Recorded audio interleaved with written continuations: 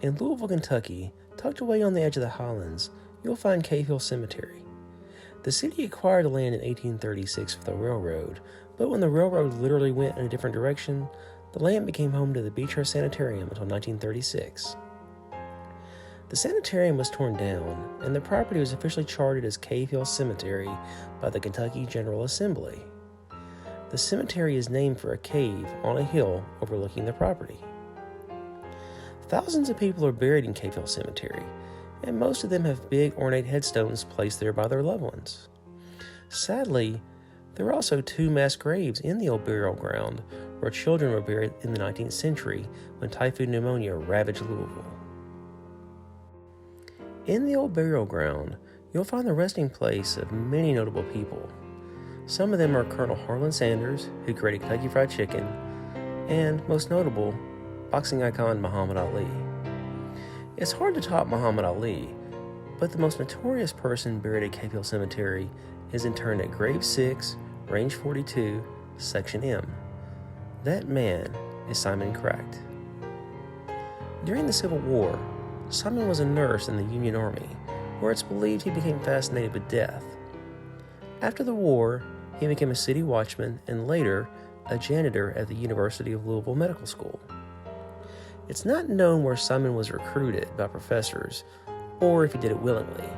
Either way, Simon became known as a resurrectionist and was notorious for digging up newly interned bodies from cemeteries like Cave Hill and neighboring Eastern Cemetery. Simon would take a spade, a saw, and a rope to the burying ground, and when the sun went down, he'd remove a corpse from its grave. He then brought the cadaver to the school for the students to dissect and study. After the body had been used by the students, it's believed Simon would throw whatever was left down an abandoned well on the outskirts of town.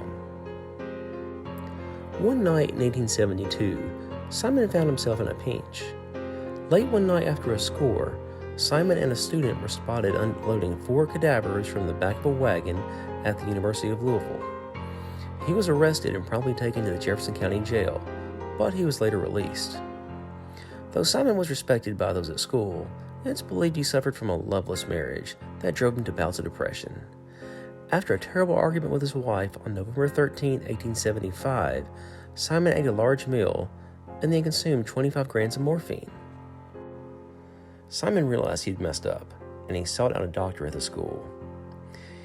They tried to pump his stomach and then gave him shock treatment. By all accounts, the electric jolt seemed to have worked, and Simon started to get better later in the day. But as physicians believed the morphine was starting to wear off, he was given coffee around 10 p.m. to keep him from falling asleep. An hour later, Simon began vomiting, and his vitals started to drop. By midnight, the Resurrectionist was dead. Had Simon not eaten before consuming the opium, he could have vomited and easily expelled the lethal poison.